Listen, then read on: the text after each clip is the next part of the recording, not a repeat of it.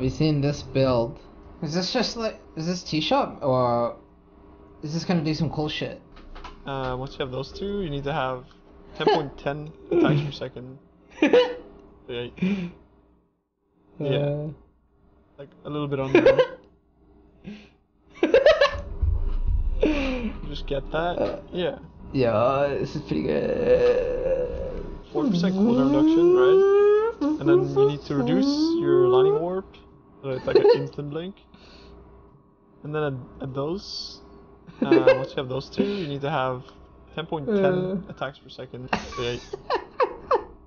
A little bit Wait, under. so does he actually get clear?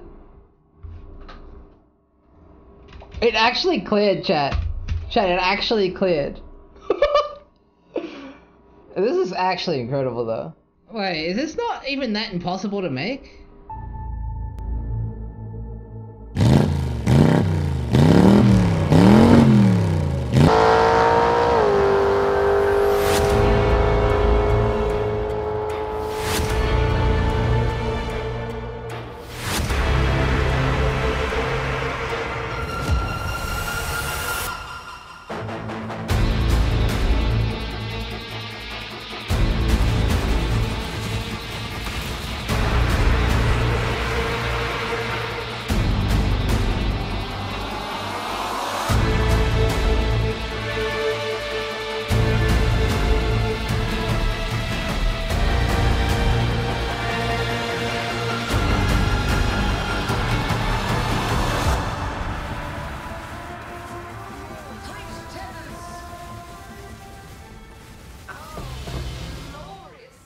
Yo, what up everybody, it's Tuna. Today I'm joined by Captain Garbage.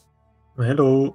Who, he's the original creator of the Lightning Warp TS build, who has meticulously sort of min-maxed it over the leagues, and has made it to what it is today.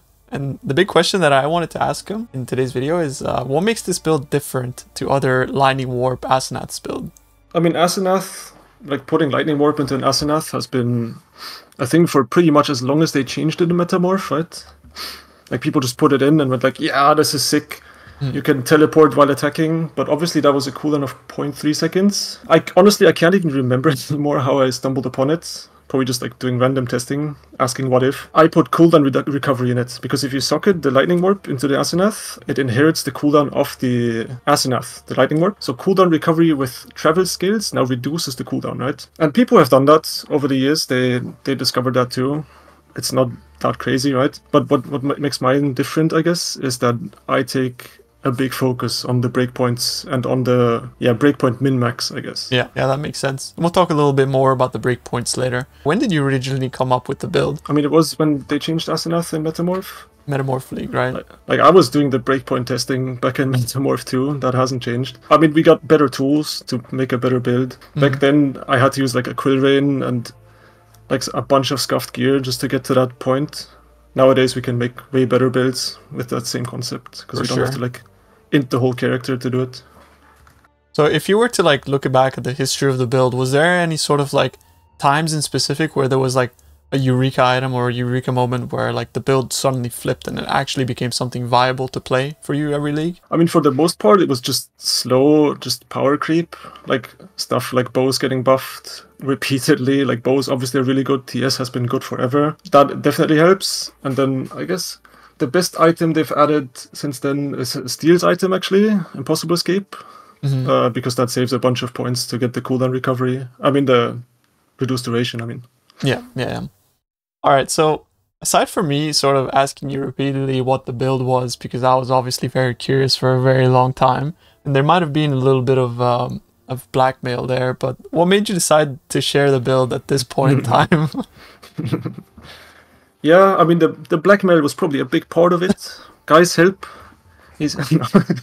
No, I mean, I was playing it like 3 years ago, right? But then I took a 2-year break or whatever, and was surprised that the build still existed, that it was still not discovered in that sense, right? So I like played it in Sentinel, I had my fun with it, and then at some point I found the SSF Nirvana, because GGG generally tends to kill builds that are like this, right? Generally. It's like I was a bit scared that they would just instantly nerf it and I wouldn't have fun with it anymore. That's like the selfish reason. But yeah, I've also seen like posts about the build and like a slower breakpoint on Reddit, so I figured might as well just show it now.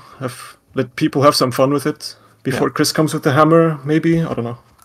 Hopefully it doesn't. There's a few things that I think are potentially, you know, nerf worthy, but I think overall the build requires such high investment and, you know, requires somebody to actually go through and meticulously tune everything to the point where it's like it is, you know, like you're seeing in the clips and things like that. So I'm just here maybe coping, but I really hope it won't be nerfed. But the next question I have for you is, what makes this the fastest build in the game? And is it the fastest build in the game ever, actually? Would be another better question to follow up with that. I think the only build that might be faster was when Purposeful Harbinger was like really strong and you could go BV Aura stack at like 1.5k move speed. That's pretty hard to beat. But even then, I think in Alken Go it would have beaten it maybe? I'm not sure. But yeah, why it's fast, basically you take the 0.3 second cooldown of the Asenath when you put the Lightning Warp in it, right? You reduce that by 204% cooldown recovery. That's a lot of recovery. Now you're at the breakpoint 0.09, which is limited by the server. We'll talk about that later. But now you have 10 Lightning Warps a second while you're attacking, right? And TS naturally already is the strongest skill in the game, and suddenly you're going like 10 screens a second while attacking. So obviously you'll have some good clear speed with that, right? Yeah. And people already think TS on its own is good. And yeah, I mean, this build does exactly what TS does, except basically 10 screens a second, so... Yeah, you have some downsides to it, obviously. Like, you can't just min-max damage infinitely. You can't go those 100 million DPS TS numbers, because you do have to fit all the other stuff in the build. So obviously there will be areas, which I think though with enough money you can kind of make up for. But yeah, like there will be downsides obviously. And do you think there'll ever be a build like this again? In theory, this is really hard to beat, right? Flicker Strike if the layout is good. Yeah. It's like the only... You can never tell what they'll release. Like GGG is crazy, man. They'll just release random items that suddenly enable a bunch of other stuff to be broken. So it's hard to say. I think that's one of the coolest things about the game is the fact that they just release random stuff that eventually sort of fits into the bigger picture, right? Yeah, definitely. And the other side of that, of course, is that sometimes we get 1-alk uniques. That might be infinitely strong at some point. Yeah. Exactly. Okay, so to disclaim this build a bit before we start talking about gear or whatever, you probably shouldn't play this build unless you have like a basic rudimentary understanding of how to fix certain pieces of gear, because as I've said, the spice of the build, why this performs the way it does, is meticulous attention to breakpoints. And if you don't have good knowledge about builds, then you probably should stay away from it, because you'll most likely not hit those breakpoints. To reiterate, the breakpoints here are... You want at most, never go above 10.10 attack speed per second. That's in POB when you import it and tick Onslaught, Tailwind, Frenzy charges. Tailwind stacks 10. You never want that number to be above 10.10. I'll show it later too. Cooldown recovery, 204%. That's to get to the lowest breakpoint you theoretically can get. And Crucible was lower, but yeah, this is the lowest we can get right now. 204%. Duration. It effectively needs to be minus 100% because we're warping 10 times a second. We want that duration to be as low as we possibly can, which obviously in this case is minus 100. We will lose the helmet enchant, the +1, which is like, it's okay, honestly, because we do need the duration to be minus 100. Otherwise, it'll completely brick, basically. So like those three things are very important to pay attention to. And without them, if you don't follow them, it's sad basically, because then your build will just feel worse. Like if you can look at the footage, Tuna's version is like really clean because he has the perfect breakpoints. It looks like he's just walking really fast, basically. And if you don't have that, it'll feel a lot wonkier. Like even going to, I don't know, 10.07 attack speed feels a lot worse, because there's like a certain point, Tuna will confirm this, where the camera behavior almost changes to like smoothly follow your character instead of trying to catch up to it constantly. Like Tuna can confirm this, I think. It goes from like being able to see like maybe like it's a weird thing. Like it's like when you're looking at a flip book, and then you're like going through it slowly, and all of a sudden when you really get like when you start going fast, that's a difference, right? Like I don't. That's kind of the best way I can explain it. Now that we talked about the basics of the build as well, I want to iterate and maybe tell you guys that there's a very expensive version of the build, of course, which is going to be for the oilers and people that can afford it. There's also going to be a budget version of the build, which is coming later in the video. So, check out the timestamps. If you just want to skip to the budget version, you can go ahead as well. Also, to reiterate, budget will be around like 100 divines-ish. So like that's, it's not going to be a 10 div build, obviously. Like it's not possible, but I mean, it is technically possible. I did it back in the day. I would just have the worst fucking gear. But yeah, you guys probably don't want to play that because you fall over instantly the second someone looks at you.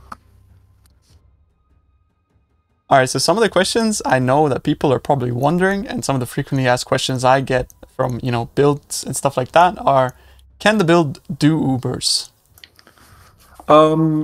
Yes, but it's obviously gonna be a bit bumpy. Like Uber Elder is free because you have walls.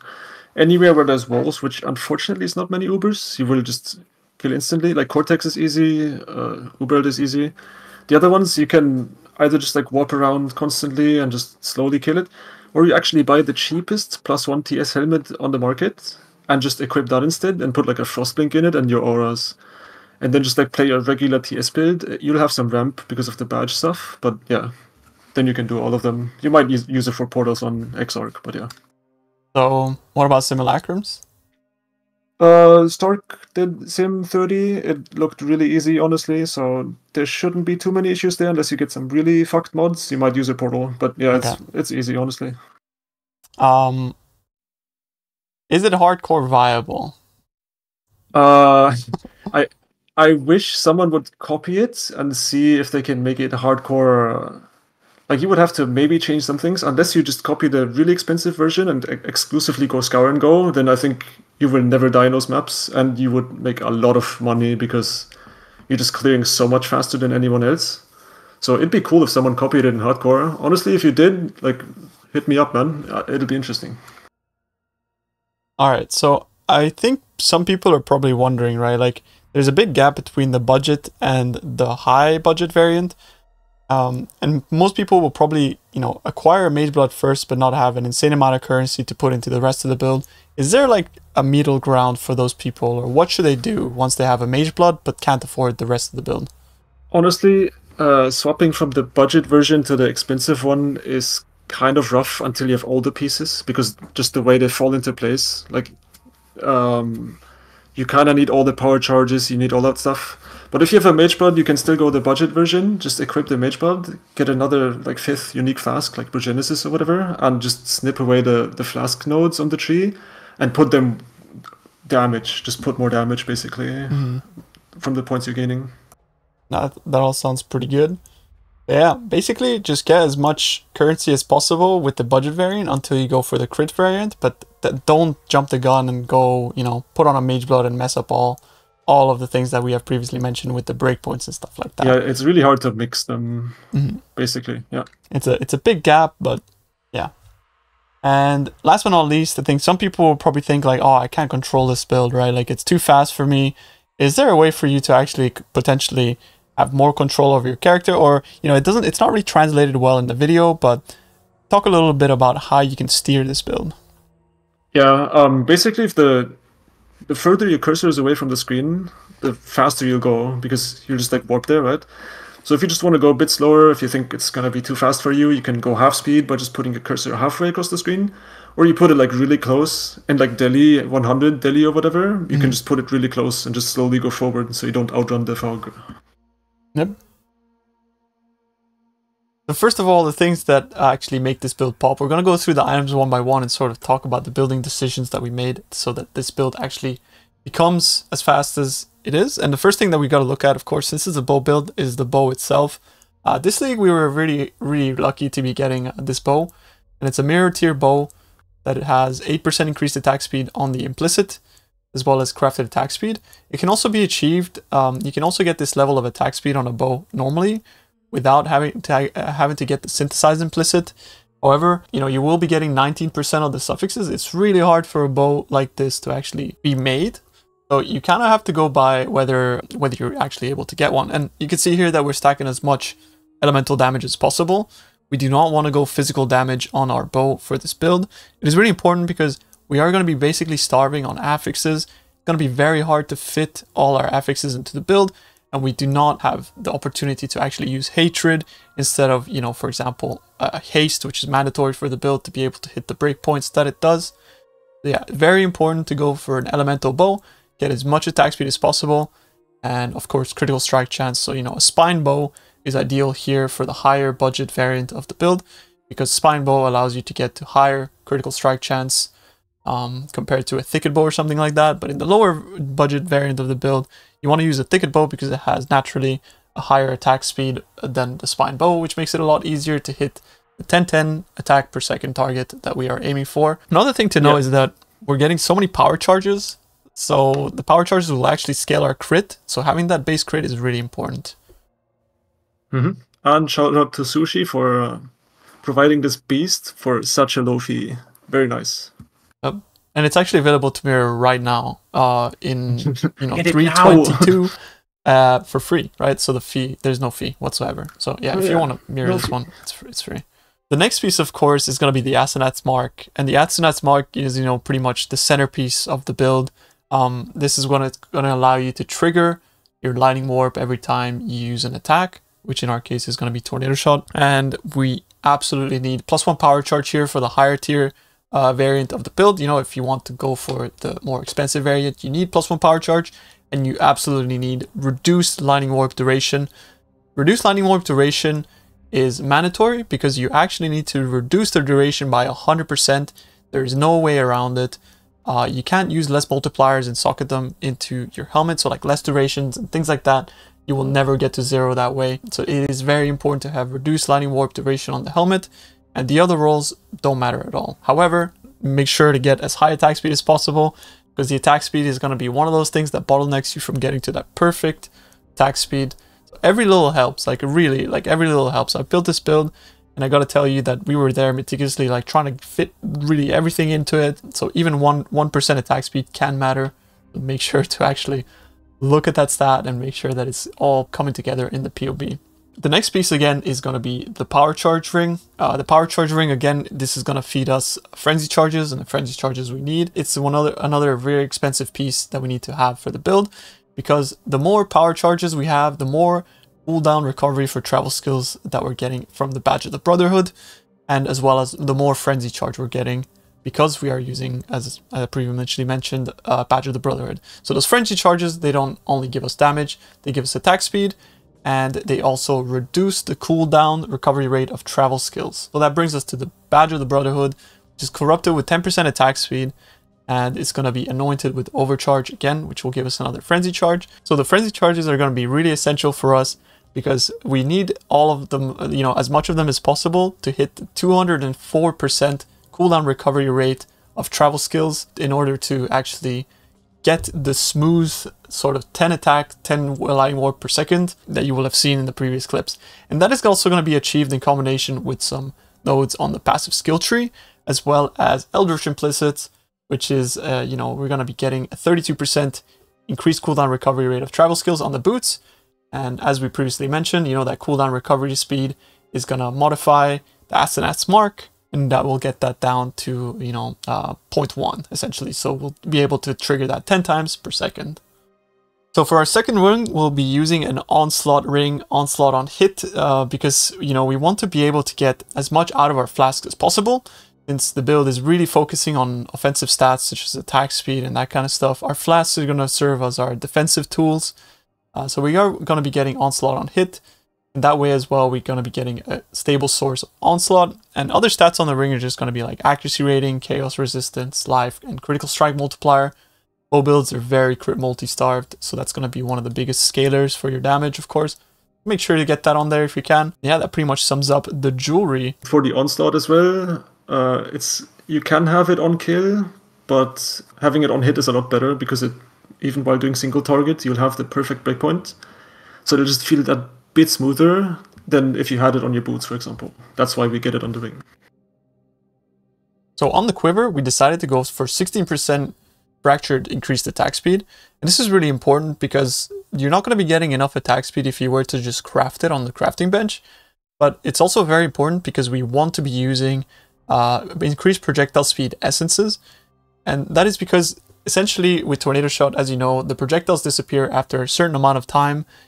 So they will be basically traveling, and the faster you make them travel, the further they go. But most importantly, we want our projectiles to actually travel faster than our character. That way we are not actually name locking on things as we are traveling forward. Rather, our projectiles are clearing ahead of us as we're traveling forward, right? And of course, additional stats are going to be, bow, attacks, fire, an additional projectile, life, as much damage as you can, and that kind of stuff. Just basically generic both things. You have to get this on a broadhead. The broadhead is going to be a good way for you to be able to tune the attack speed as well. This will be looking for a 10.10 attacks per second. There might be cases where you can bless your implicit down by 1% and you'll be able to get that perfect amount of attack speed. But there are other ways for you to do that as well, of course. Much like the quiver here, we're getting 16% increased attack speed on the gloves. And again, that is because we won't be able to actually get that to as high of a number if we're using essences. So we're getting 16% increased attack speed on the gloves fractured, and we are also getting 13% increased with the Eldritch Embers, I believe. And then we're getting as many stats as possible. The build is, much like other builds, going to be pretty stat starved. Strength and intelligence are things that we struggle on because we are using a brutal restraint rather than lethal pride. So to fit all our gems and all that kind of stuff, we will be needing as much stats as possible. And thankfully, Mage Blood enables you not to get resistances on your gear. So yeah, we'll be fitting here our attributes instead of resistances. And other stuff will just be mostly generic stuff, like if you can get attack damage or, the prefix as well. You could get basically anything else that scales the build. And we'll end up crafting increased damage during any flask effect. Because, of course, if you're using Mage Blood, your flasks are always going to be active. So that's going to be the most bang for buck there. And you'll need actually 7% suppression on the implicit to craft, to actually cap your suppression. Since we're not really getting much suppression elsewhere on the tree or, on gear. Every percent matters with this build, honestly. It's very, very min-max to that point. The last piece here is the boots, and don't mind the onslaught on kill. That is basically just the movement speed that I ended up getting. You would actually rather have, movement speed if you haven't been hit recently in situations where you just want to maybe stutter step to pick up loot or something like that. But the important stats are T1 suppression, fractured chaos resistance, and you're going to be getting void elemental ailments as the last suffix. So that means that you'll be using, loathing essences until you hit T1 suppress. It's much easier to hit T1 suppress than it is to hit T1 chaos resistance. So that's why we went for the chaos resistance suffix. And the most important thing on these boots will be, of course, the implicits, which is going to be getting a perfect increased cooldown recovery rate of travel skills. And then basically getting 4% action speed, which is actually 1% below what you could get if you were to get it a tier above. But we found that actually getting it at 4% was a perfect breakpoint for, the attack speed that we had on this build. And this might change later on down the line, but, this is something that you got to keep in mind when you're actually putting the build together, is if you need more attack speed, you can get 1% higher here, and then tune the rest of your build accordingly. It's actually even more than that too, because sometimes if you have 5% action speed, 1% action speed will it'll give you more than 0.01 attack speed, basically. So sometimes you have to forcefully drop the action speed down, so 1% attack speed gets you a certain amount of POB attack speed, basically. So it's actually important. This is the most important lever for getting to 10.10, basically. 4, 5, or 6 action speed, depending. So of course, since we're using Mage Blood here, we also want the enchant increased accuracy rating while you have Onslaught. We're getting Onslaught on the ring, that's basically going to be up as much as we're hitting things. And I'll glance over the rest of the gear, but we will be using tri-elemental flasks so that we can reduce incoming elemental damage, additional elemental resistances. Attack speed here has to be 17, of course. Reduce mana cost of skills.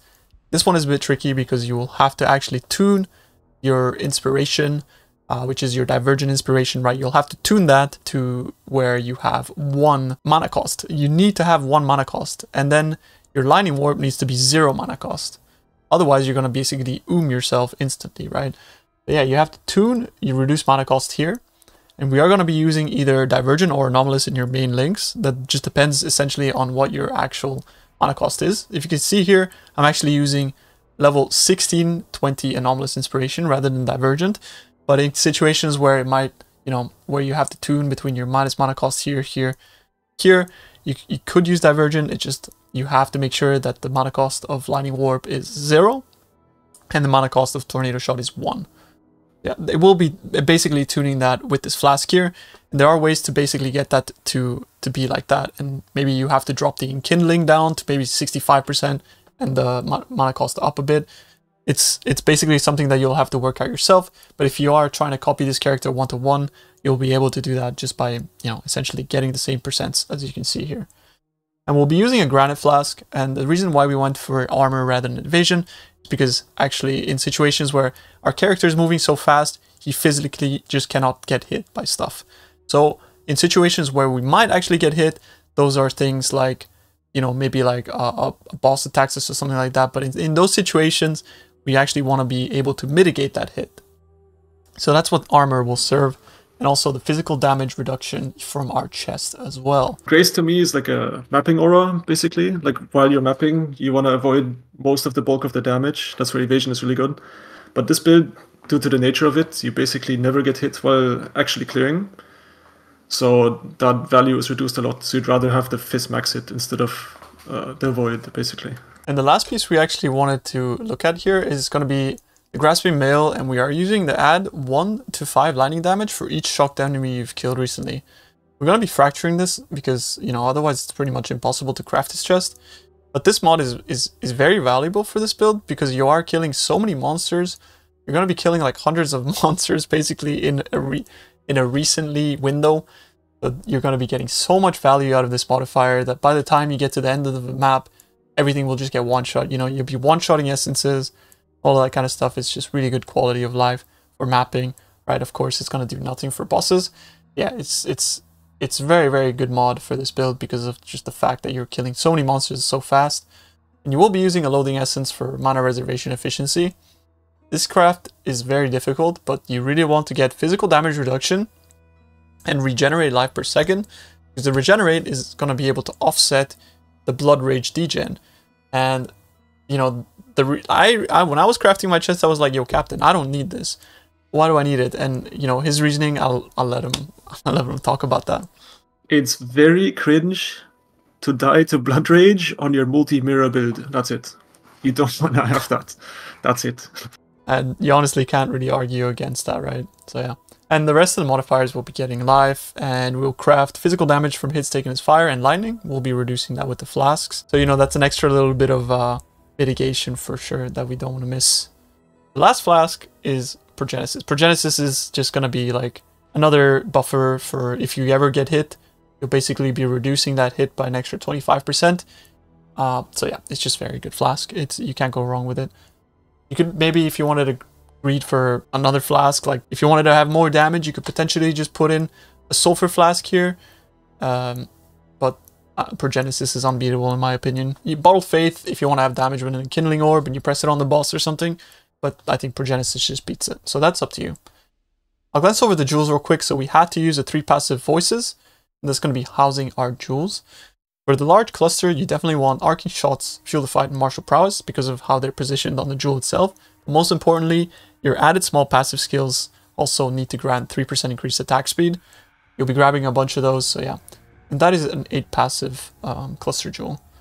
On the mediums, you just want additional stats that you might need, and you need Repeater and Streamlined on this one for, you know, additional attack speed and projectile speed. And you need a small cluster with increased mana reservation efficiency and 35% increased effect. The ideal modifiers on this are going to be life, strength, and chaos resistance with 35% increased effect. Forbidden Flesh and Flames, mandatory as well for the build because you are going to be stacking frenzy charges. So Avatar of the Slaughter basically is going to be giving you that extra attack speed per frenzy charge, and that extra attack speed is pretty much needed to actually get you to the levels that this build reaches. The Watcher's Eye, the one mandatory stat on this is going to be increased cooldown recovery rate of movement skills while affected by haste. Since we are using haste, this is basically going to get you to, again, the 204% breakpoint that we need.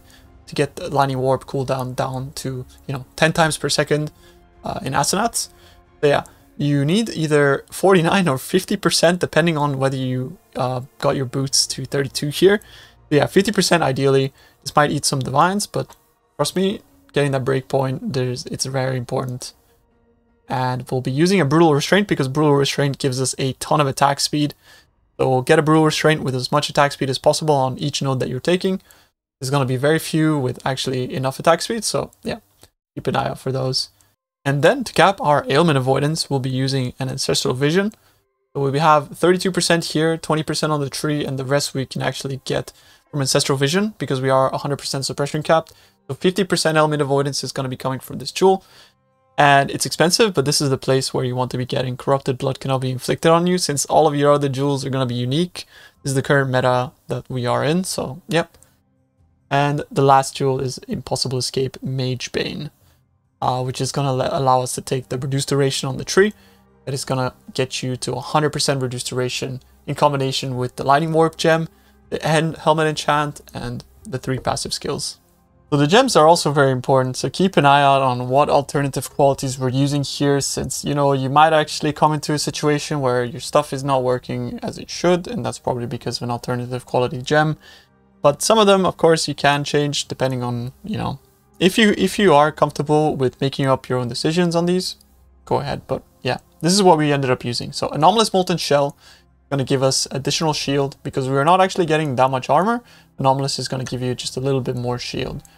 Divergent Arctic Armor is going to basically increase the effect, and it's going to reduce the damage you take from physical and fire damage. And since we are always stationary with this build, as we're going to be attacking and lightning warping around, we're going to be getting like full effect of Arctic Armor, which is really good. And then we'll also be slotting in Precision, and Precision is basically there just for us to enable our Watcher's Eye if you have a modifier on your Watcher's Eye, right? And it's going to give you a little bit of extra accuracy as well as critical strike chance. We'll use Anomalous Blood Rage. Anomalous Blood Rage is mandatory because this will give us additional frenzy charge generation as well as, attack speed and that kind of stuff. And that's going to be linked to an enhanced support level 4. And you need that because the enhanced support is actually going to also make it a lot smoother. Right? You're going to be generating those frenzy charges much, much faster because of that. And then we'll use, Divergent Inspiration here as well. And we'll mix in Sniper's Mark, Divergent Mark on Hit, and Anomalous Blood and Sand. So all of those things are going to be basically linked up together. And yeah, we need a Divergent Inspiration there to make sure that our Sniper's Mark is actually at low cost. And Anomalous Blood and Sand is also linked to Enhance. That is going to give us additional projectile speed because of the alternative quality. This is the setup which is most, where you have most leeway, right? We ended up choosing to go for a Mana Forged Arrow setup, but you can also go for a 4-link Tornado Shot Totem setup. And what that would look like is you would have, Ballista support, Tornado Shot, and then 2 damage links. But in our situation, we ended up going for Anomalous Ensnaring Arrow with Tornado, Mana Forged Arrow, and Cast on Critical Strike. So essentially, what's going to happen is a Mana Forged Arrow is going to proc your Ensnaring Arrow, and that's going to crit, and then because of that crit, Tornado is going to proc, and what Tornado does is it basically stores up a bunch of the damage you deal to it in a duration, and then it's going to reflect it back to monsters that are in its path or nearby, right? And on top of that, it's also going to allow you to chain off of it in situations where there's a monster near it, so that's going to give you a little bit better single target effectiveness, because Tornado Shot, some of his secondary projectiles might miss, and in situations where they do, they might actually hit the tornado and then basically ricochet off of them. So as we previously mentioned, we don't use Grace, we use Anomalous Determination. Determination is going to give us a bunch of flat armor as well as % more armor. And yeah, that is going to be good, and it's going to be fed in by our Granite Flask. Then we use Haste. Haste is mandatory, and we link that to Enlighten. And these have to be in your helmet. It's really important for them to be in your helmet because they need to be linked to an Enlighten 4. But why in the helmet, you might ask, is because Lightning Warp actually needs an Enlighten 4 to reduce its mana cost down to 0, right? So you're going to have to play around with the mana cost. But yeah, Enlighten has to be in the helmet to reduce the mana cost down to 0, and that is very important there. And for our 6th link, we will be using Divergent Tornado Shot. That is because the quality gives 10% extra attack speed. Awaken greater multiple projectiles Power Charge on crit, Awaken Chain, Trinity, and Anomalous Inspiration. This can be swapped out for Divergent, but make sure that you look at the level and play around with the mana cost in-game as well as in Path of Building before you can actually put the build together, as it's important for Tornado Shot to actually consume mana, because if it doesn't consume mana, you're not actually going to be getting the more multiplier from the inspiration. So yeah, double check that. Also, to add onto the helmet links, you can basically only put auras in that thing in the first place, because you don't want anything else to cast. Like if you put your Sniper's Mark in there, for example, it would cast in half your stuff, right? So you can only put auras anyway, so never put anything but those 4 links in the helmet, basically. Right, to basically sum up the stuff we've talked about here, this is to see it in POB, basically. Like when we import the character, we want to have these numbers roughly, right? If we did it properly, which means the attack rate will say 10.10, the damage will be like roughly that. Don't underestimate the damage, by the way, because we have constant uptime, like 100% uptime on the damage, which uptime is super important in this game, right? It's like 2.2 million here will feel a lot better than having like more on like a regular build, because we're attacking all the time. Can't stress that enough. Then obviously attributes, you just want to fix them on gear. The Ellie Maxit is pretty good. Fizz Maxit, this is with Molten Shell up, so it's a bit but it's alright. It'll get you through. Some corners just have to be cut to fit all of this and like a cohesive build. I'm sure someone will look at this and find like a way to make it a bit better. I'm sure of it, because just by the sheer numbers of people. But yeah, all the other stuff, like 27k armor, suppression cap, decent move speed, because movement speed is actually a good stat to have in this. You'd think, oh, you're always stationary. Why do you need move speed? Because Lightning Warp, unfortunately, pathfinding with movement skills in this game is very questionable. So if you ever do get stuck, you just like stop attacking for a second and just walk around it. Or in any layout where you can't warp consistently without bumping into stuff, you basically only tap the key a bunch while clearing, and the other time you run. So like having some move speed is very nice, regardless. A couple things to glance over as well, or for me that I'd like to mention, is that this is 2.2 million tornado shot damage. You have 13 projectiles, and those projectiles can all actually hit if, one secondary projectile can hit per tornado. Technically, if you were to look at a perfect scenario, you can multiply that by 13, but of course that is not true damage. What you gotta keep in mind though is that we are using Ricochet, and Ricochet is basically gonna enable you to basically plant your head into a wall, and all of those extra projectiles that you're hitting on the wall, 30% of those are gonna be directly shooting at the target that you're aiming at. So yeah, keep that in mind. So the damage here is mostly just a value that you look at to compare your own build to, potential upgrades that you can make for that. So yeah, for 2 million damage on Tornado Shot is much more than it actually is, compared to other builds. So yeah, keep that in mind. This is probably one of the most important parts actually about doing any single target on this build. I will disclaim it right now. If you don't have a wall, your damage, at this gear level, you can still do Ubers and stuff. It'll just be very painful if you don't have a wall. Like, you can do them, it'll just take forever, and you kind of need to be good at the game. But anywhere where there's walls, this node carries the whole single target, because by the nature of the build, you can't actually aim the tornado shot, because you're just warping, so you can't just do the regular stuff where you shoot slightly behind them. So how this is fixed is you just take the nearest wall that's as far away from your far shot as possible, but still within the wall chain range. Which, by the way, our chaining range is a bit better, because we take these nodes, which are, by the way, the strongest nodes on the whole tree, in my opinion, for any chaining build. Because once you have enough damage, you just want more coverage, right? And these give you more coverage. You basically just like shoot your head into the wall and then wall chain to the boss. Now let's look at some of the other breakpoints that you definitely absolutely want to have with this build. So the first one, as I've mentioned, attacks per second. Like, you can look at my config here. Gale Force 10, Frenzy Charge, Onslaught, right? Those are the big ones. You always want to check your calcs with those on, because you'll have them. And then you want the attack speed to be 10.10. Yeah. Not 10.11. The second you're 10.11, it'll start to be very wonky, basically. Like, you want to adhere to that. Rather have a little bit too low than a little bit too high. Next breakpoint would be Lightning Warp. We have 2 breakpoints on that. The first one would be the cooldown recovery. So if you look at the second line, where it says 3.06, that means we're 0.02 above breakpoint, which is fine. You can have as much CDR as you want. Like if you get another power charge on your other implicit because you get like a mirror tier ring or whatever, that's fine. But it needs to be 304 in POB, which equals to 204% CDR, as you can see below. The duration of the lightning warp, you need minus 100% duration, which is here. You can obviously also have more than that, but yeah, minus 100 you have to have, which does get enabled by probably one of the coolest items in the game. Think Your Steel, the Impossible Escape we've talked about earlier, which means, like before that, I had to path all the way up here, which is, yeah, it's not great. So this is a lot nicer, obviously. One thing to mention as well is that you can lock your Lightning Warp gem at level 16, I believe. It was level 16, and that's going to help you to get the perfect amount of cooldown recovery rate, right? Which is going to be 45% on the gem. So at level 16, and also at level 16, this enables you to keep the mana cost lower so that you can actually get that to 0. So yeah, we actually leveled that up. Yeah, right, and the int requirement, of course. And we actually leveled that up to 17, but this was just basically a conspiracy.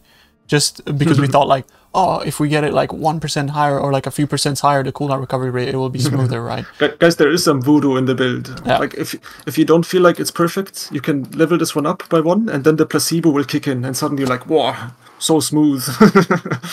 There's a lot of weirdness going on in the build, obviously. All right, so now that we talked about all the basics of the build, you know, what you need, the breakpoints and all that kind of stuff, and where to find them, and as well as the high budget build, we wanted to talk about the low budget variant of the build, which is something that you actually can do on relative budgets. That's anywhere between 70 to 100 divines from when we recorded this. We put this build together game, and there's going to be some footage of that as well.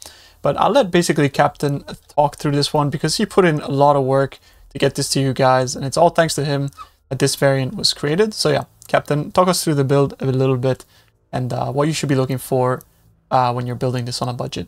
Yeah, so obviously there will be some corners cut on the budget version because you're going from a multi-divine, multi-mirror build to 100 divines. That's a big drop, right? So items like Mage Blood or the Power Charge Ring or the Power Charge Enchant even, I mean Corruption on the Helmet, they just won't be available to us. So we have to cut some corners. But the corners I didn't cut is the smoothness of the build. I still respect the same breakpoints of 10.10, 204, minus 100. Those will be the same. So when you look at footage of it, sure, it'll do a bit less damage. Maybe not every rare will die if you go full speed in your maps, which is fine, by the way. Like, it's boss rush. That's what you would be using the build for, basically, right? And it'll do that thing the same.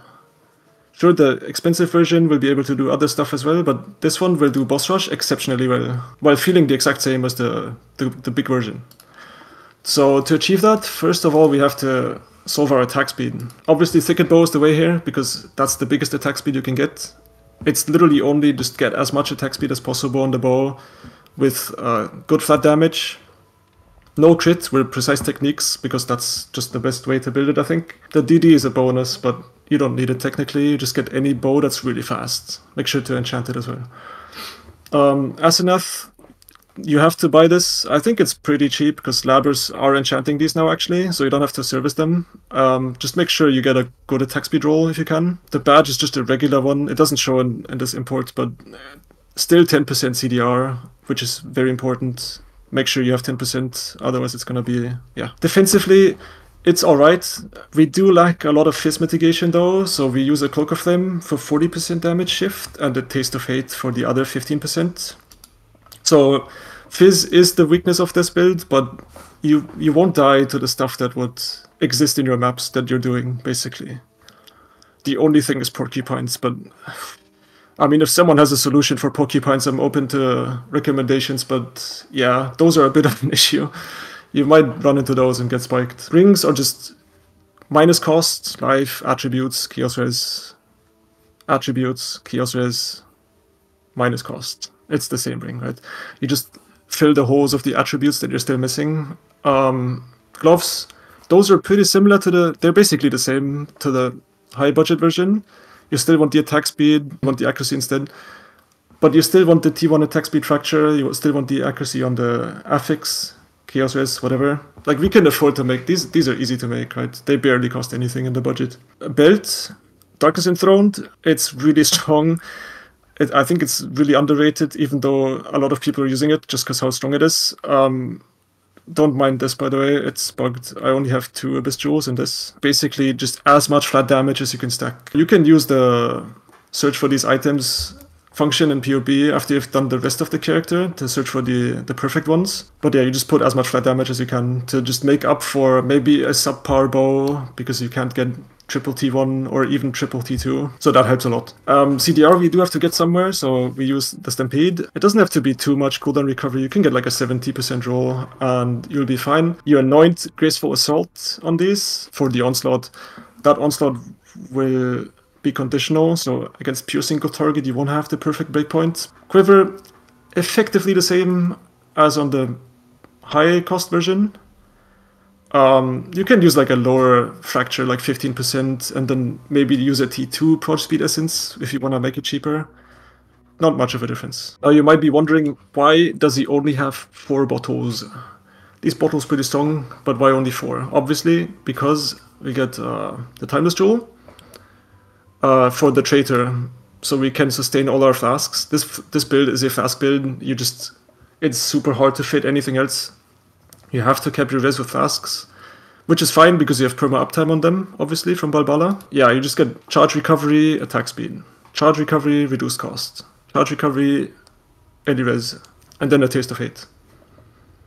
For some Fizz mitigation, and it's a Sapphire flask. So you have triple resistance flasks and another Bismuth. Having the quality up on those and is going to be really good. And the charge recovery is really important. So like the prefix on these flasks is really important because Balbala essentially what it's doing is it's giving you flask charges per flask missing, right? So if you are -1 flask, you're going to be getting a flat amount of charges per second, and charge recovery is basically going to, increase those amount of charges. So yeah, and like how fast you get them and stuff. Yeah, it's really important to have those things there. I'll show in PoB after too, where you can check if you have good uptime on them, because PoB is smart and it'll tell you. The next thing is the Cluster Jewel.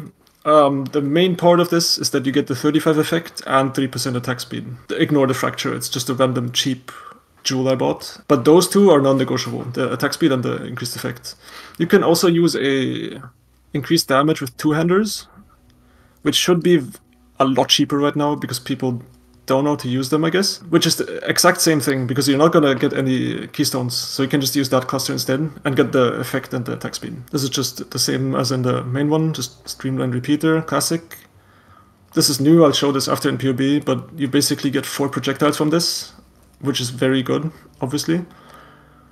Watchers, you can get like a 40% CDR roll, you still have enough cooldown recovery, because Stampedes give so much. You can get another stat if you have the budget for it, like you get like a precision mod. You can get a Timeless Jewel that has Onslaught on kill instead for 8 seconds, which would be more than the Anoint here, and then you can change the Anoint to something else if you want. Otherwise, you just want to search for as much attack speed nodes as possible, like 3+ at least, or like, yeah, 3 is good, honestly. Just have as much attack speed as possible. And then Mage Bane, same thing. If you can't afford this because it stops being available or whatever, you can path up here. You'll end up losing 4 points. You'll have to shuffle them around a bit, but yeah, you lose 4 points basically. Because you don't have to take the jewel socket, right? So that's -2, but then you have to path there.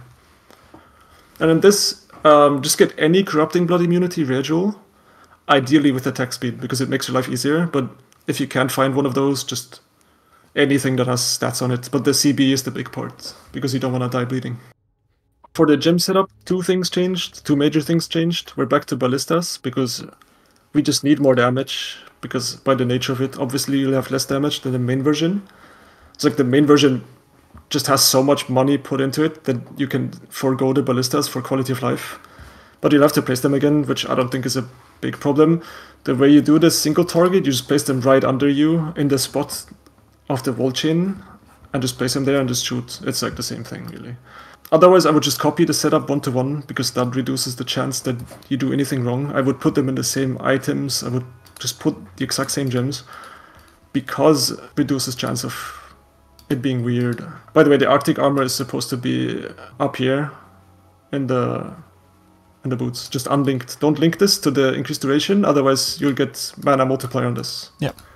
That's why it's unlinked here, but yeah, it's in the boots. Okay, so looking at the PoB, for this. Our DPS will be 1 million, which at first glance you're like, oh, only half. But obviously you'll have far less arrows. Like that's one thing. Okay, not far less actually. It's 3 less, right? But still. So it's like 1 million. It's a precise technique build, which on bows always feels kind of weird because the crit chance nodes are so good. But there's just no real way to fit this otherwise. And precise technique is fine. Like, it's fine.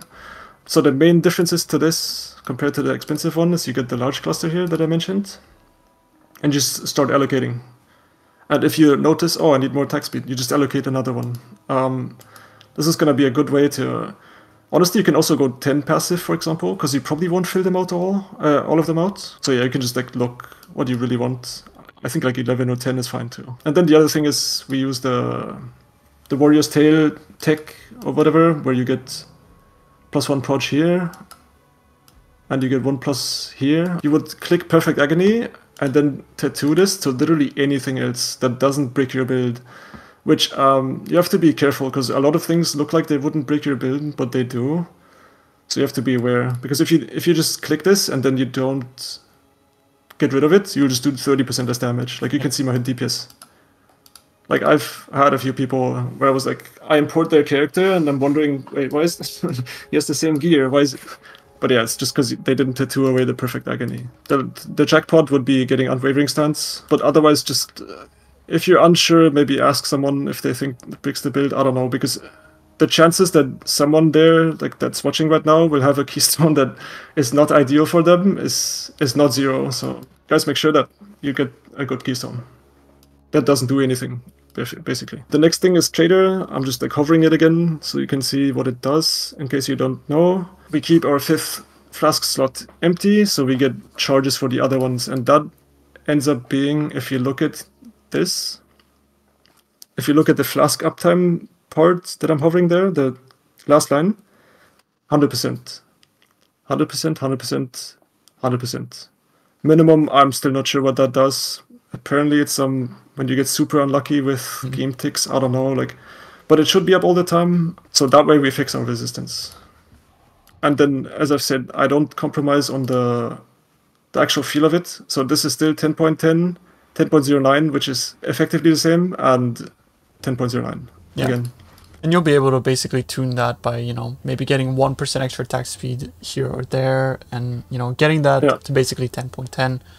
So that's something that you guys will obviously have to figure out. Like, this build was put together in game, so, you know, things are gonna vary here and there. So the biggest difference that might have you, like, 10.09 is fine, don't get me wrong. Like, it's gonna be, you're not gonna feel the difference, but depending on like your attack speed on the bow, that's going to be the main difference. If you have like 1.81 or whatever, you might get to 10.10 instead. But don't force 10.10 if you have 10.09. It's fine. It's the same. Another important thing to mention is that PoB mana cost calculations are a bit weird.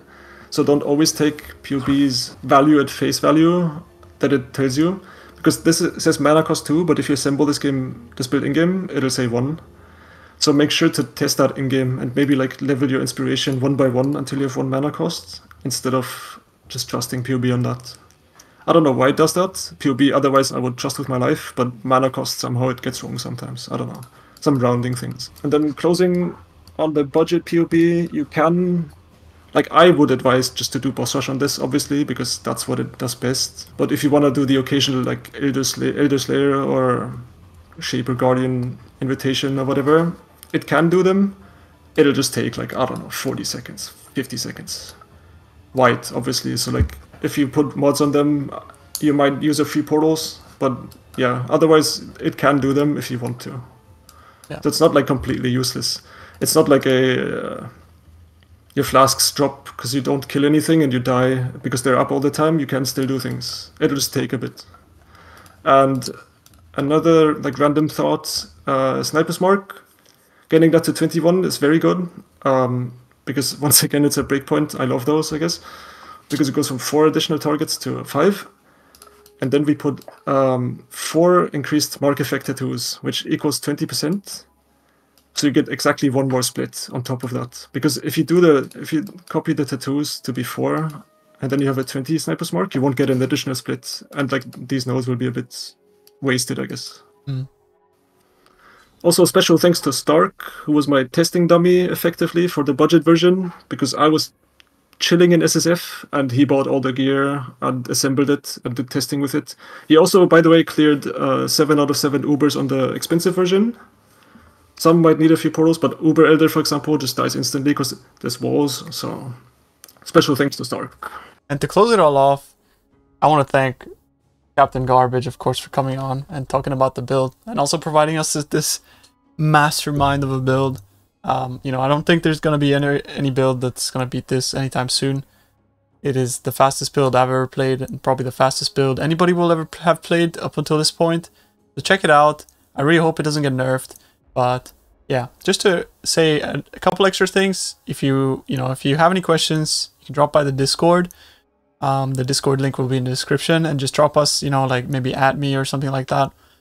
Otherwise you can also add Captain Garbage there, but like, yeah, I'd rather you at me. And there's notes here.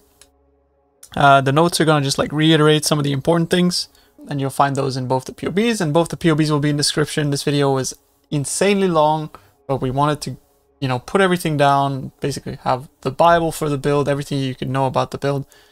Yeah, that is the Lightning Warp Tornado Shot build. Hope you guys have enjoyed the video, and yeah, hope to see you guys again soon, and I hope to see a lot of you guys making this build because it's insane. All right, peace out, everybody, and thanks again, Captain. No problem. Bye. Bye.